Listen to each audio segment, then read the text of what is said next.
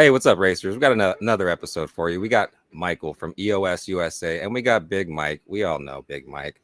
Michael from EOS USA. If they don't already know you, tell them who you are, and let's get to know you.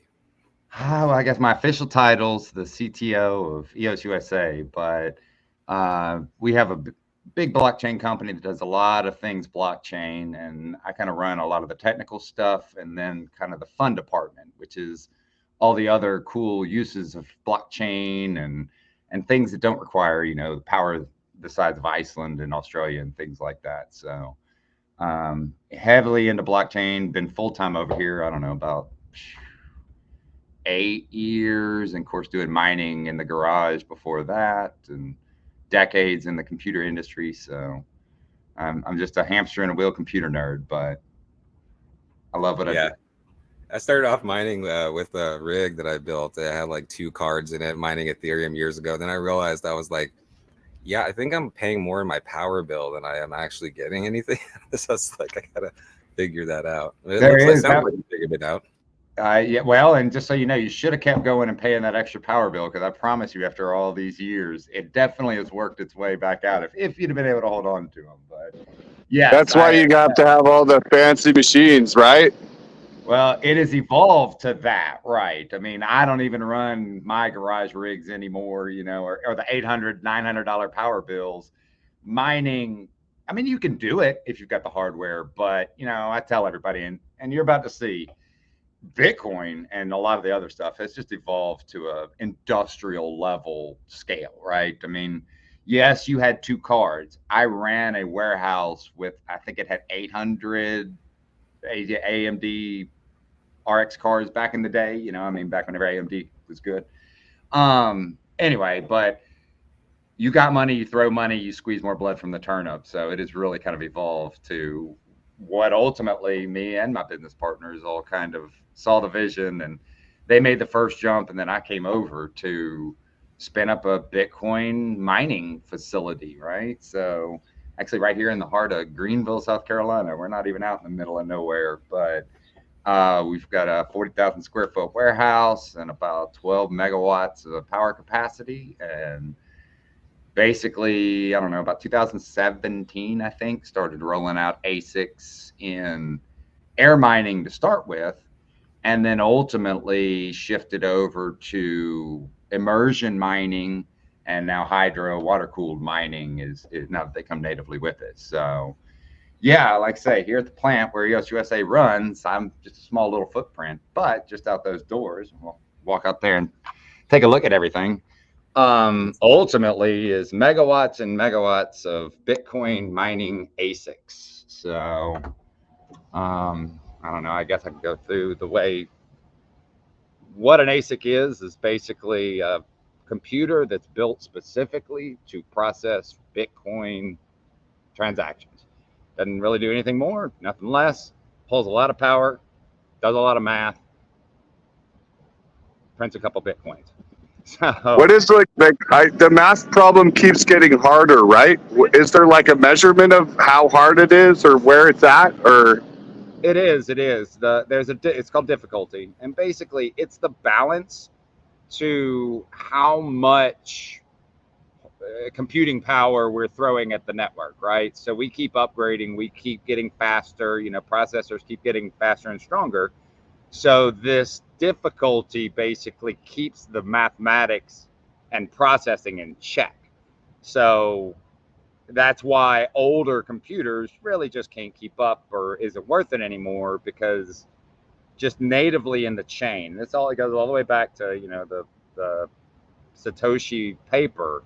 Is there's this intrinsic you know balancing of when faster and more computers come online, make it more difficult to do the same math, right? So it's just kind of one of those nerd things that they put in there to help kind of balance things out. So what I always try to show when I give my tours or whatever, I try to show, I mean, that's a 2 megawatt transformer that we just pipe directly into the building, right? I mean, Nice. that normally runs neighborhoods, and that's our feed in.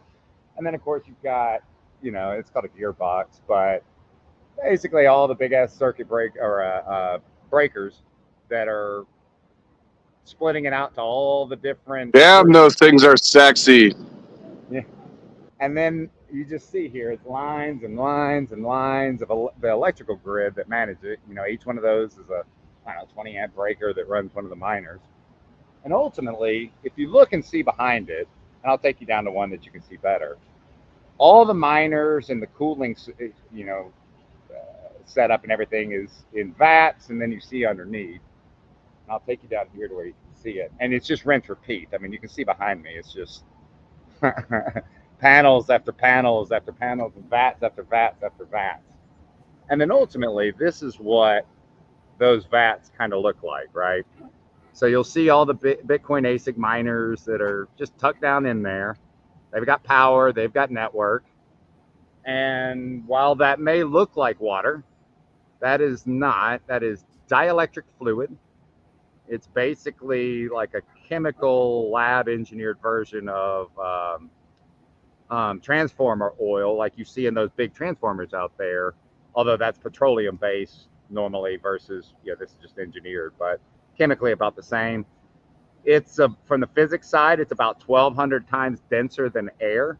So for every molecule of fluid we run over the heat, it's 1,200 times more effective at moving heat than air, give or take. Make sense?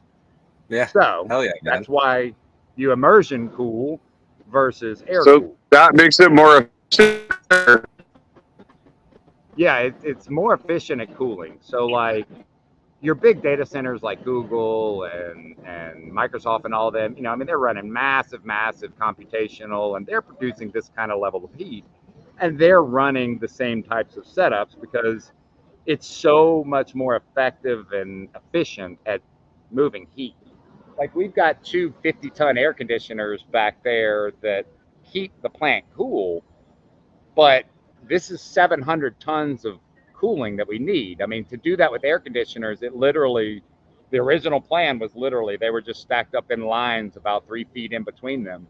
Because, or you do chillers, which are like what you do for freezers, but doing it with air, oh, there he goes, he's out. They kicked him out the park. Ultimately, you're on mute.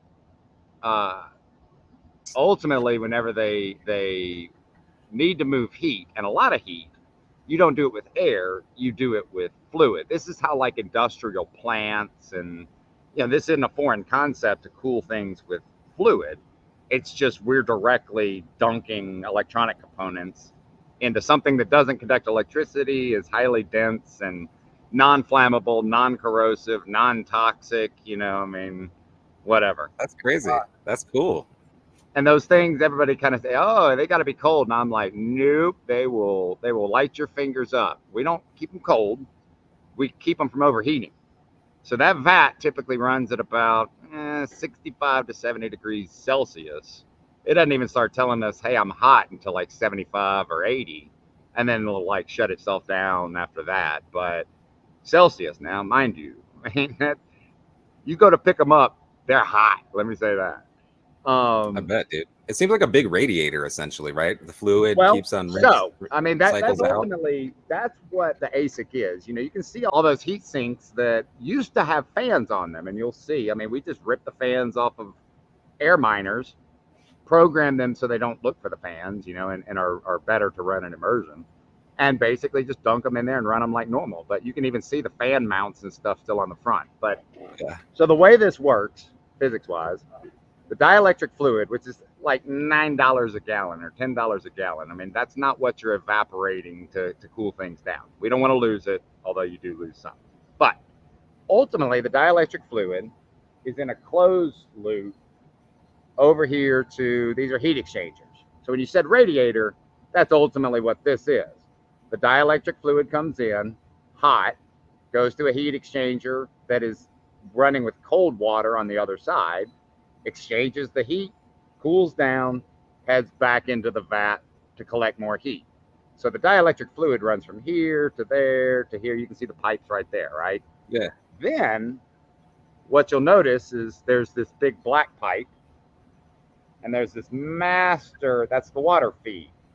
So from the big cooling towers outside, this is bringing cool water in one pipe and then hot or hot water out the other pipe, right? So that's why you see two. And so, just to give you a The one very flag blue, I'm assuming, is the cool water.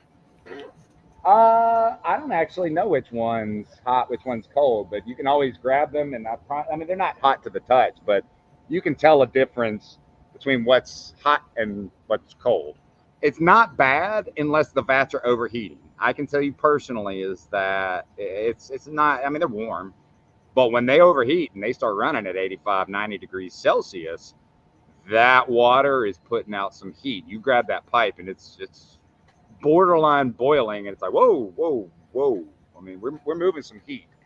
But like I say, on the normal, it's not. But you get the general idea of rinse, repeat. You see some of the original ones were double stacked. Such a pain in the ass to climb up ladders and deal with it. We built some bigger vats. We custom built these vats, designed them, custom built them, things like that. Everything we all designed and built in house. So, then to finish up the plumbing side of it, is ultimately, so here's those big pipes, right? Water. You got your big, I don't know if you see, there's one VFD and there's another VFD, right? So two big pumps, water treatment, different things like that, right? So then you might say, where does all that heat go? And that's what's called a cooling tower. So ultimately, you've got these big, huge cooling towers that are raining water down, and as the water rains down, it cools. And it doesn't have to get cold, it just has to be cooler than when it started. And then as the cold water comes back in and cycles its way down, and then rinse repeat on that side. That all makes sense in general how immersion mining works. Yeah, definitely makes sense to me. That was like Bitcoin mining for dummies on the industrial side. Oh, trust me, this is the hard way of doing it. Like we've been doing this for, I don't know, 7, 8 years, whatever. I'm pretty sure we were some of the first to do it, and definitely do it at scale. And then, obviously the world has caught up and the processing power is increased and the power heat output's increased. And that's what I was going to show you. That's the second version of things. Let's see if that camera will adjust. Is hydro mining versus immersion mining. And I'm sad Mike didn't stay connected because he was asking me this question. I said, I'll tell you about it on the call tomorrow. So as you can see, those are basically machines we drop in fluid and then heat the fluid, cool the fluid, but they're not particularly, they're not designed for water cooling. They produce a lot of heat and we cool them how we cool them. And you'll notice, they're actually from Bitmain, they're called ant spaces, is basically they've figured out the most efficient way of kind of doing what we do, just in self-contained units. So basically you buy these little units that are like a 40-foot container. Basically half is the cooling towers like this, and the other half are where all the units and stuff are running, right? And all the pumps and all of that extra stuff. So I like to say it's the new version of what we've been doing, but it's impressive on a whole nother level too. But what you'll notice, these are water towers. Can you hear me? I know they're loud as hell. Okay. These are water towers just like what you saw over there. You can see the fans on top, there's water, there's rain, and basically a big pool of water that collects and cycles its way through. You can see the pipes that connect the two units right here. And then,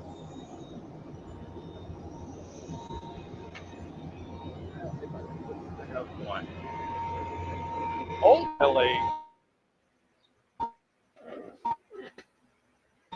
You might be out of range of your Wi-Fi. It's starting to get a little choppy. the whole unit, there we go. I knew if I went in there, I was going to chance it. But ultimately, you can see each of the miners is pre-plumbed to take water directly into the unit. So it's not heat sinks, it's internal cooling blocks, radiators, And the whole unit, this is cold water, this is hot water. Oh, no, this is it, right back there. There it is. I can feel it. There's the hot one. But same thing. You can feel the cold water coming in and the hot water going out, and the whole unit's plumbed for it. And then back there are all the pumps and everything, and all the sensors and the breaker boxes, my networking switches. I mean, everything, right? But it's a self-contained unit, and ultimately, we've got lots of them. See if I can do it this way. And then you'll see down here. Remember that 2 megawatt transformer? You know, we've got a couple of them. And then you see Nice, they man. literally just plug straight into the units. And so it's 1 megawatt for this side and then 1 megawatt for that side. And there's another transformer with another set of pods. And then you see, I mean, we just keep going. Damn, dude, that's impressive, man. That's really cool. And you guys built that from the ground up too, right? Hold on, I'm gonna have to get away from this so I can hear you. I don't have to hear the question. Say it again. Yeah, it's definitely crazy to see how far it's just gone in general, but it's really impressive, man, that you put that together and you're operating it. I mean, how many people are on staff every day to maintain it? Is it just you? So that's where I normally transition over to. So now you've seen them running, but like everybody thinks that you just fire them up, turn them on, and they just print money. But no, they're running balls out. It's an industrial plant. I mean, shit breaks. If you don't do maintenance, even more shit breaks, right? Yeah. So as you can imagine, we have 2 full-time guys here, the fleet managers, fleet manager, fleet tech, and they are the ones that basically make sure everything runs. We also previously have had multiple locations in Canada and Pennsylvania, Colorado and Oklahoma, and so I mean they manage and run multiples, but ultimately you can see here, I mean they've got some that are torn apart and ripped open, and I'll pull out. Here's the cards. So something you don't see every day. That's what one of the cards inside of a Bitcoin mining ASIC looks like. They literally are just jam-packed with as many processors as possible to process that SHA-256 encryption. Then, ooh, damn, that one burned. Y'all see how those are burned? Yeah. Pick that one up. That one Yeah. scorched. So, like I say, sometimes shit goes wrong. But anyway, I mean, in the power supplies, they got to bust open. I mean, you can see all the different fans, and there's some of the units.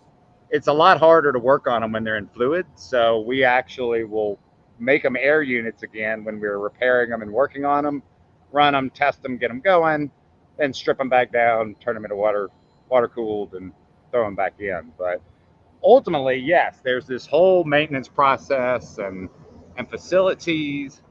And oh, trust me, I'm about to blow your mind when you see what I call him a kid, but I mean, he's a young man, I guess. He's a kid to me. He's worked for us for years. I don't know, he's like 17. Anyway, so I mean, you got all the different, places to work on things. There's an ultrasonic cleaner over there because they'll take them, they'll strip them down, ultrasonic clean the boards, thermal paste all the CPUs, put the heat sinks and stuff back on, build them back, and throw them in there. And then, let's see, I'm gonna walk in here and I'll show you. He's sitting here actually. And so that's Hayden. That's one of our tech guys. He's the one he's a real worker, right? Sometimes. Yeah.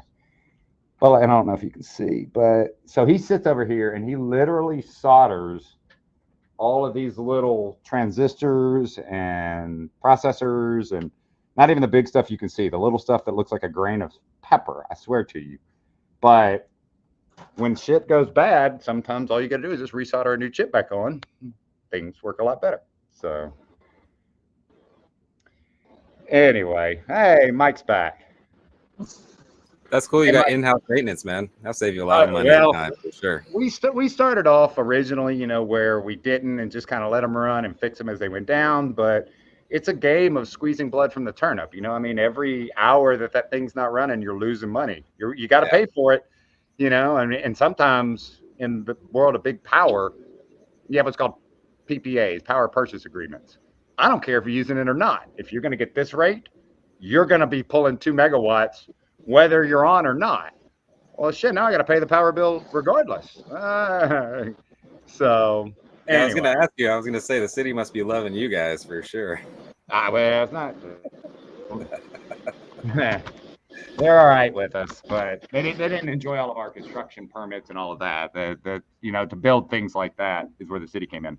The power is through Duke Power, and it's a love-hate relationship. Let me put it that way.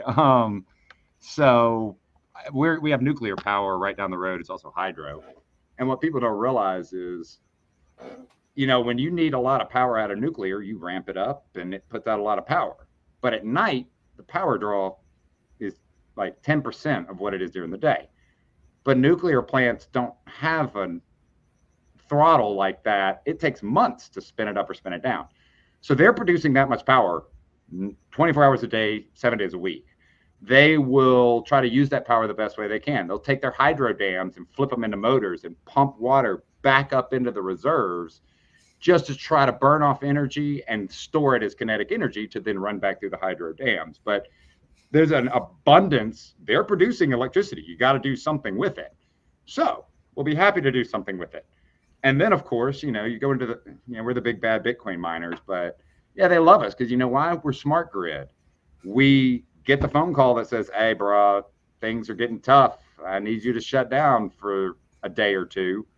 It's not even that long. It's a couple hours, but sure, no problem. We'll be happy to, right? Whereas you call up the school, no, bro, we're not turning off the air conditioner with these kids here, whatever, right? So it's a lot more, friendlier to the grid than people might imagine. It's also, and those pods make it more possible. We're not 100 megawatts. We're not 500, not a gigawatt. That's a massive amount of power infrastructure, a massive amount of draw. You can drop these little 1 or 2 megawatts. We got a lot of our business partners that have warehouses that have 2 megawatts of power that they pull half a megawatt. Well, hell, I can slap one of these and make some extra money, right? So just some different mechanics and stuff like that. Michael, I had a question for you, just for all the beginners out there, because I know a lot of people are thinking this and may want an entry into this space. What would you suggest somebody who's just getting into it? How would they start to eventually, I wouldn't say get to where you're at, because that's up there, but just something that they could do at their home, in their garage. What would you recommend for them as far as equipment goes? I guess it's really what class you want to get into. I would probably start with, if you have a GPU or two in your computer because you're a gamer or whatever, like people have been doing for years. Hey, maybe I can spin up this little miner and mine some Monero or ETH or something, whatever. And be able to, appreciate and enjoy it. Yeah, you're not buying Lambos, but you're hopefully covering costs and maybe making a little more use of your equipment. If you really wanted to try to get into mining, you don't run these at home. Those out there are 5,000 watts a piece. They're coming out 9,000 watts a piece at 240. You can't even plug them in at home anymore, right? Or one plug and your entire panel's maxed, right?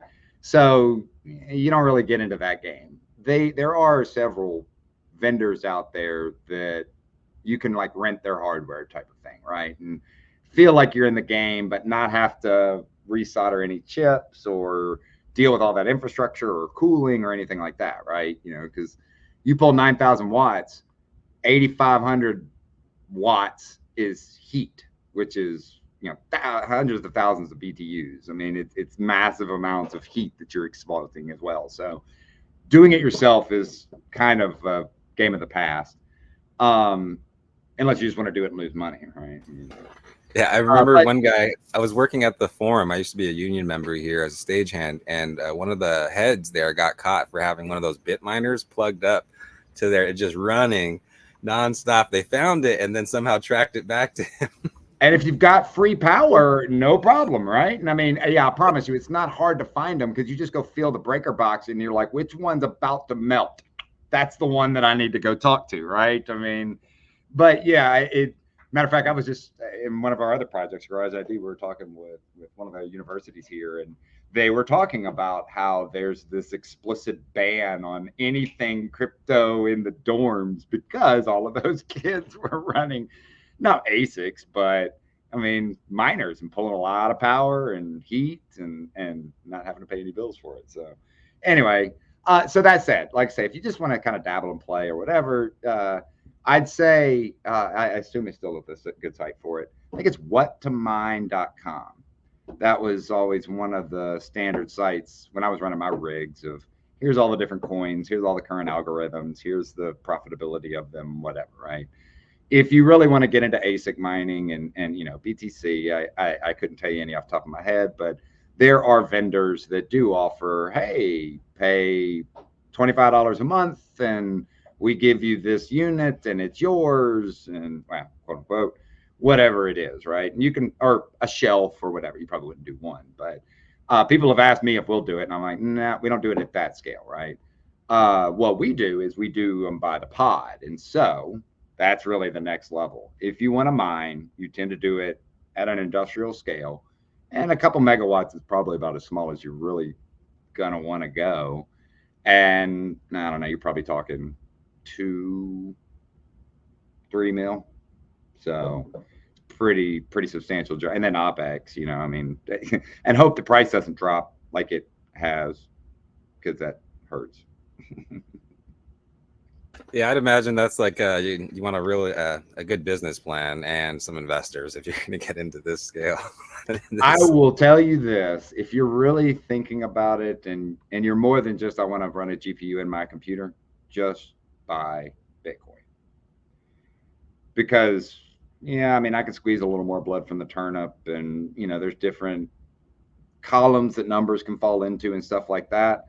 But when it really comes down to it, we're just trying to print as much as we can and hold on for as long as we can because it should go up, right? So, and depending on when you bought and what you bought, might have been a stronger strategy at some points. I don't know if it's dumb luck or just good strategy by my partners. Probably should say the latter, but we bought most of ours during the bottoms, right? So we got those units when, I don't know, Bitcoin was down to like 17, 16, right at the bottom, like February of 22, I think, whatever it was. Anyway, so obviously miners were a lot cheaper then than they are right now, but it's a tough game. Nice, dude. Yeah, that's a good come up. I actually, around that time, I was telling my boss, I was like, this is definitely near the bottom. I don't call stuff like that, but I was like, 2/3 already disappeared. I'm like, roughly, all right, just, you know, history, everything. My brain's doing the math. I was like, yeah, we're around the bottom here. He's like, I don't think so. Dummy. And luckily, I had actually been DCAing for all of like 22. So I guess it was 23. The bottom of beginning of 23 was when it was at the bottom or whatever. Because like I said, that just happened to be when it ran out. And I was like, yay, I timed it halfway right. And I mean, you know, you're talking like, I don't know, $100. So, I mean, no Lambos here either, guys. Sorry. DCA lifestyle. Hey, yeah. It worked out. It's the word of the day around these parts right now. Oh, I'm getting killed right now. Like I say, I DCA'd and oh shit, I need to DCA some more. Yeah. Can't print any more money. Anyway. Have you been thinking about some of the current news? I mean, I don't want to go off topic or anything like that, but you know, a lot of the governments have a substantial amount of Bitcoin. You know, the U.S. government from the Silk Road seizure, the German government isn't really vested into cryptocurrency at all. So I'm under the impression they're going to eventually dump it all and do it a little bit responsibly so they don't get taxed on that end. But the American government, I think we're going to see a little bit more loss if they dump like that. I think they're vested. I mean, and I don't track them, but I know when they seized, I don't remember which one it was. It was a big one. They sell them at auction, and I think like Saylor or Winklevoss or I don't know, whoever can step in with, you know, $20 million to buy 300 Bitcoin or something at the time. But while they killed the, I don't know, effective price because, you know, Saylor wasn't going to go buy that $500,000 off of the market, I don't think that they were selling it directly into I think, because, you know, the way that, well, you may or may not, but the U.S. government doesn't fuck around with that. They're just like, sell it, get whatever you can out of it, and let the business entrepreneurs make a killing off of it. They're perfectly okay with that. So Yeah. they tend to just auction it off and let it go. Now you have the, what was it, Mount Gox or Mount Gox included. Yeah. one of them was, and it was in Japan, I think, right? And so that guy's been, he was, having to liquidate to reimburse, in whatever it was. So there is definitely a pressure that's put on by it. But I'll be honest with you, there is now institutional level money that can. Is it not fully yet? But uh, you know, when there's a tornado in Kansas, the price of corn doesn't get absolutely decimated because there's such a big market for it and there's so much money that comes in and out of it. You know what I mean? Is that I I don't feel like I feel like the game's changing in the financial world. It's going to be much more manipulated than it is going to be impacted by whoever's trying to dump. Because even the Mount Gox guy was doing it in chunks. I mean, he doesn't want to crash the market either, right? I mean, whereas somebody who really wants to pick up short sales, or catch the shorts, they'll go in there and just tweak the hell out of it and crush it. That's way more impactful, and they move just as much money, $20 million, as the government or somebody who's literally just trying to liquidate and get out of it, right? I mean, they'll set up a bot and just sell all day, every day, market price, which it's how many trillions now, right? I mean, this isn't a couple $100 moves. It's not wax. Yeah. Yeah. A lot going on with Bitcoin right now as far as people getting Bitcoin, with especially with the Mt. Gox thing involved. And I haven't seen as much pressure as I thought I would see, to be honest with you. I do think America has invested into it and is going to utilize it more than they dump it, to be honest with you. But the German government, I think they're gonna dump their bags for sure. Right now, I mean, I definitely think not the American government, but the Americans and the American entities. I mean, we just opened up BTF, so yeah, they've been scooping and sitting and scooping and sitting and scooping and sitting, simply just to be able to fulfill their regulatory obligations of holding assets. Then you'll start to see that flow, but that's more what I'm talking about. I mean, Fidelity coming in and saying, "Oh shit, I need to go from 8% to 9% is more than Mount Gox probably sold in 2 months." You know what I mean? That's in my opinion, the game I'm hoping we progress into, right? I mean, it is now, and that's why I say like corn or gold or platinum or any commodity, is that absolutely it's a market, and buy and sell pressure, supply and demand, but it's like peeing in the ocean. You're absolutely, yeah. I've done more than that in my surfing days. Well, that's a different story, because I mean that one could come back and bite you. But hey, when the bathrooms are locked and you gotta go, I'm gonna say just get away from the crowd. Yeah, I was gonna say at least you were payday. courteous enough to. I mean, the fish are doing it. I guess you can do it too. I'd rather you not do it on land. But how the hell did we get here, man? Yeah. I think we got Mike in the building. Let's see if we can get him up here. But is there anything else you want to talk about when it comes to the mining, or what you got going on there? And I'm gonna call it the mining factory, the dream mining factory. Well, like I say, I mean, we're a Bitcoin, or I mean, we're a blockchain company. So while this is the most impressive and mind blowing and probably the most expensive, we like to stress that. I mean, we do way more than just pull power, print Bitcoin, and do whatever, right? We've even got some patents and some companies where we use the heat, is instead of just exhausting it and making clouds, what if you could replace heaters in greenhouses or malls or schools? And we actually did some stuff up in Canada with that. So like I say, we like to, we're not just Bitcoin miners, but that tends to be what stands out. And then we do a lot of other fun, cool things like running dozens and dozens of other chains that don't require massive power, and developing applications that like use Web3 technology but are more Web2 solutions, just solving a problem. So awesome, dude. That's cool. Yeah, I figured you guys did more than just Bitcoin. What will be your other top coin that you guys are mining, or token? I've mostly focused back on the antelope chains for our side. Hey, that was great having Mike from EOS USA on today. I think that was a lot of information for sure. That man's just kind of brilliant. He's doing a lot of things, and he's been in the game since day one. So it was a real treat to have him on. Mike, if you're listening right now, I know you had to go. Please, we'd love to have you back on. Mike, any final words? What do you want to tell the community before we get out of here? Just super stoked on seeing this state-of-the-art system that Mike has going on there, and the evolution of that. And just happy that everyone can join us all the time, and just click that notification button and like our videos and subscribe to our Twitter and just do all the things, all the social media stuff to help us push this thing forward. And we appreciate all your efforts. Yeah, and we're incentivizing you to do that. We have a Give Labs link, a giveaway link that we will have below in the description. So if you're looking at which things to do and all the things, they're going to be in that giveaway link. So if you do all of those things, there will be prizes. We have 2 winners coming up. TBD on the prizes because I want you to go look at it. Okay, I know what they are, but I want you to go look at the Give Labs. Sign up, go do it, support us. And yeah, I mean, we do need your support to keep making these videos. We're going to keep doing it anyways, actually. So do it or don't. I mean, that's on you. And we'll I think next time, episode.